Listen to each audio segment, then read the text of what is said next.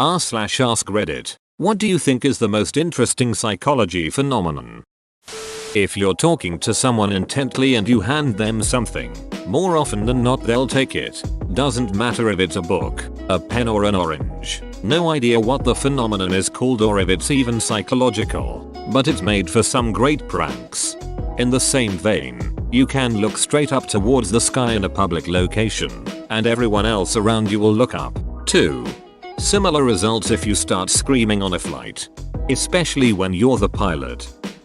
Locus of control. Lock. Lock basically is how you view control over your own life. People either have an internal lock where they believe they have the power to control their own lives, or an external lock where you believe everything in life comes from a source other than yourself. I got fired because my boss hates me. I was late because traffic, etc. Now, what's interesting is that studies have shown people with an internal lock find greater satisfaction and success in almost every aspect of life, except one, being in a nursing home. Drives internal lock people crazy while external lock people thrive. While the nursing home bit is very fascinating, my grandmother did surprisingly well in a nursing home and I think this probably explains why. I know for a fact I would hate living in one. Prospect theory. The idea that people perceive gain and loss unequally, where a loss has about twice as much impact on a person as a gain of same amount. People will take unnecessary risks to avoid loss. Like why I didn't cash in all my crypto at 20k. Tragic man. Childhood amnesia. The fact that up until a certain point you don't remember things. My first memory isn't until I was 6. My wife's is when she was 2. Hers seem to be emotionally based, so they're sparse and fleeting. Mine are like I just suddenly had a switch flipped, and there I was. You skipped your backstory. Cotard delusion, aka walking corpse syndrome, where the sufferer genuinely believes that they are dead, don't exist, or have no internal organs. Absolutely crazy. I can't imagine what it feels like walking around feeling actually, genuinely dead. I experienced this for a period of time after my dad passed away when I was young. It was terrifying and traumatic. I felt as if I was hollow inside, with no organs or vessels, just empty muscle, and was a ghost that everyone else could see. Thankfully those delusions don't plague my life anymore, but it was so dark and awful. The placebo effect. The idea that belief in something can actually have a positive impact on the body just seems so crazy to me. Also helped me realize inversely why stress and anxiety can take such a toll on you. Funny enough, placebo also works when you know it's placebo. Somehow, deep down, there is something in you that wants to believe despite all reasonable arguments against it. Also nocebo is a thing. When you expect something to harm you, it will. It makes a lot of treatments complicated. On one hand you want the patient aware of the side effects. On the other, you don't want them to generate them by the nocebo effect. If you get yourself to be really happy and excited to see other people, they will react the same to you. It doesn't always happen the first time, but it will definitely happen next time. Time and again this has always worked fine for me. How do you do that? I do a more subdued version of this. Basically, if I want to be friends with someone, I just treat them like we've known each other for years. Most of the time it works and they treat me the same way. How I can have a surprise in my dream. Like something will happen and I'll be confused about it. Then someone will explain it by giving new information. And then it makes sense. But all of this is created by my own brain while I'm dreaming. How can I reveal new information to myself to explain something? This also fascinates me. My brain has created things in my dreams that baffles me to this day. But isn't my brain supposed to be me? So where are these creations coming from?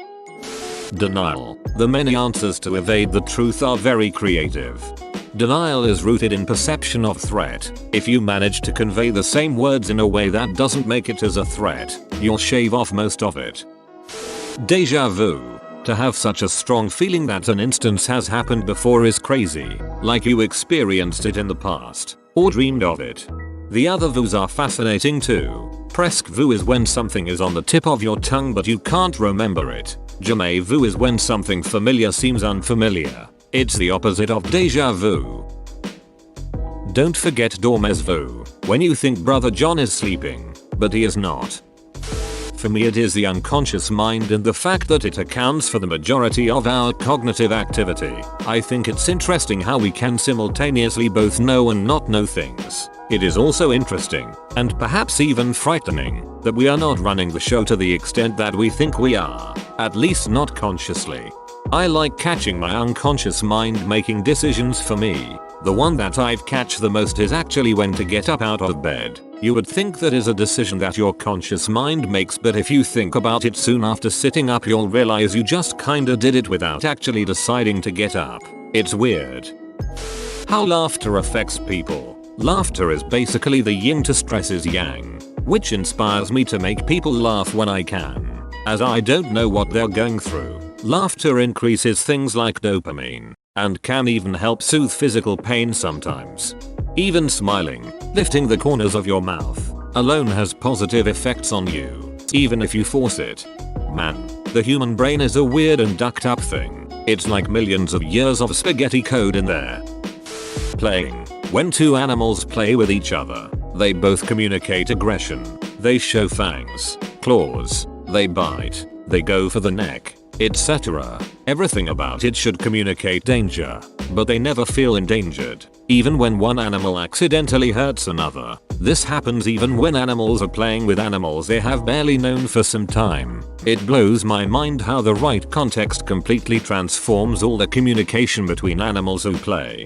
My understanding is that dogs have little pauses throughout a play fight that confirms it's just playing, and that dogs get so riled up when humans play fight because they sometimes can't tell when it's for real. Dissociative disorders. A dissociative disorder is a mental disorder that involves experiencing a disconnection and lack of continuity between thoughts, memories, surroundings, actions and identity. People with dissociative disorders escape reality in ways that are involuntary and unhealthy and cause problems with functioning in everyday life. I don't have a dissociative disorder so to say, but the scariest symptom of my severe anxiety is dissociating. The world does not look as real. The sunlight on the earth looks superficial. Sounds are a little quieter or much louder. Houses and trees look a little different. Like it's a hyper-realistic rendering of the world that's almost spot on but not exactly. I feel like I'm dreaming and become completely numb emotionally. I'm just there, separated from everything and feel like I'm not real. I could stare straight ahead for hours in this state and not think of a single thing. It's awful and I would trade that mental response for a panic attack any day. Edit. This blew up. Thanks for the gold. Kind stranger. Why do people have favorites? Like a favorite color or a favorite flower? Or a favorite child? Damn it, Mom. What did I do to you? This is my favorite question so far. Dreaming. Even though everyone does it, it's amazing that our minds create virtual realities for us nightly. If you can lucid dream, it can be more entertaining than any game technology has invented. Why do our brains create nightmares? Though, it seems so masochistic for your own mind to create nightmarish scenarios that would never happen in real life, or simply relive bad memories over and over. This has always baffled me. Normally our biology avoids pain at all costs, but the brain seems to obsess over it while we dream. I'm amazed at the number of people who freeze in a disastrous situation like a sinking ship. People who survive tragedies like that always report that there's not nearly the amount of panic and confusion that you'd expect. A lot of people freeze in place and simply can't move, even as the water is rising around them. Families have been split up in situations like this, where two of them can move, but the other three can't. How people who hate themselves hate people who like them. How can I not think my friend is a shitty person when I look at who he hangs out with? We tend to hate people that have the same flaws and make the same mistakes as we do. When I drive I hate cyclists. When I'm on my bike I hate drivers. I hate both all the time. When Japanese tourists go to Paris, see how not romantic it is, and have crippling panic attacks. I'm surprised to learn the Capgras Syndrome is apparently a real thing. Who would have thought? What the hell did I just read? False memories. How you can implant false memories in someone over time, and they believe they are real and their reactions are based on their own reality. Edit. Thank you guys for all the amazing responses. I know the Mandela effect, but I wanted to bring up that this happens on an individual level too, not just groups of people. Also, I have not seen the movie Inceptions. I don't watch a lot of movies and don't have Netflix, Hulu, or things like that, or a TV. Edit 2. Thank you guys for showing me many more phenomenal information about memory. I had no clue. My own personal experience with this. When I was 9 years old, I was hospitalized with severe asthma that nearly killed. Blood oxygen level was 62. The entire hospital stay was such a blur because my brain was not functioning properly. Both my parents were in custody battles and tried to convince me the other parent never once stepped into my hospital room. The last time I spoke with my mother, about a decade, I am sure she would still say my father never visited me. Luckily my grandma, the voice of reason and sanity in my childhood, simply said to me, "They both visited you. They are both telling you lies." The bystander effect. Everyone thinks they would help if something happens, but the effect says that the more people there are, the less someone is going to help. Cute aggression. I always thought the link between cuteness and violent urges was ironic. Every time you see something extremely cute, something in your brain says I have to squeeze its little head off. Phantom limb syndrome. The ability to feel sensations and even pain in a limb or limbs that no longer exist. Phantom limb syndrome is characterized by both non-painful and painful sensations. Non-painful sensations can be divided into the perception of movement and the perception of external sensations, exteroception, including touch, temperature, pressure, vibration, and itch. Pain sensations range from burning and shooting pains to feelings of tingling pins and needles, while phantom limb syndrome occurs only in amputees. Phantom sensations may be perceived in people who have survived strokes but lost function of certain body parts, or who have spinal cord injury or peripheral nerve injury. Phantom limb syndrome was first described in 1552 by French surgeon Ambroise Paré, who operated on wounded soldiers and wrote about patients who complained of pain in amputated limbs. The same syndrome was later observed and noted by French scientist, mathematician, and philosopher René Descartes,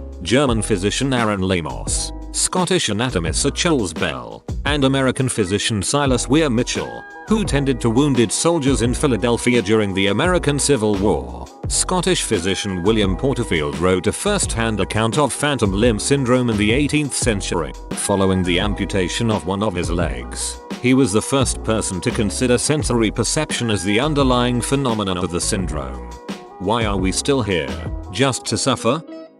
Synesthesia. This happens when you experience one sensory stimulus and it triggers another. For example, you hear a splash and think of the color blue. I get this quite vividly with tastes. If I see a plastic fork, I always taste ketchup for some reason.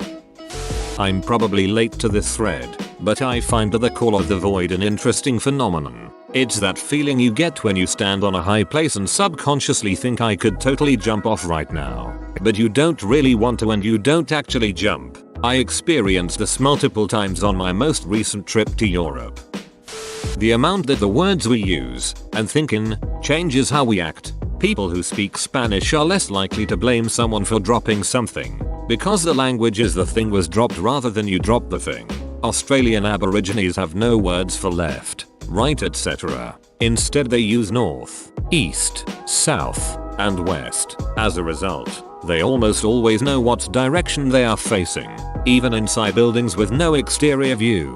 Deaf children in Africa using a made-up sign language had not developed signs for describing positioning, under, over, to the right of, etc. And when tested, they could not find a hidden object, even when they watched it be hidden. They couldn't tell themselves in their own minds where to look for it, and so they couldn't find it. Very interesting. The African kid thing blows my mind. It's interesting that your spoken language is also your brain's language. One of the scariest things about the book 1984 is the realization that controlling language can control thoughts. If you take away words that help people visualize things you don't want them to know, those ideas fade from possibility. Even the idea of that is terrifying. Mass hysteria. The fact that our brains can cause us to have symptoms of something serious just because of rumors and fear is pretty crazy. Capgras Syndrome. It's a psychiatric disorder where you believe the people around you are imposters despite recognizing that they look, act, sound the same. It can come from a disconnect of the emotional brain regions and visual regions. I believe there are cases where a patient will overcome the imposter sensation by speaking on the phone with someone, so having no visual information. I've also seen it in people who suffer from schizophrenia. I suggest to read into it if you like abnormal sick. Confirmation bias. The brain so actively tries not to see things it is fascinating. How fans of opposing teams, from the same country, can hate each other with such passion. A hate that boils over to reasons completely unrelated to the teams or the sport itself. Furthermore, when the fan's team wins, the fan translates the team's success into personal gain, most often taking on a smug attitude. Head down to the Ole Miss vs Mississippi State game this year and you can cut the tension with a knife. Humans are tribal. That you're more likely to like someone if you think that person likes you. Deindividuation. It's the loss of self-awareness in groups often attributed to mobs and how seemingly normal people can participate in illegal behavior such as riots and lynching. You have a decreased self-evaluation of your actions and it's as if the group shares the responsibility and not you for your actions. Bro, you made it to the end? You're a ducking beast. Thanks for watching, mate. Make sure to smash that like button and subscribe for more high quality content.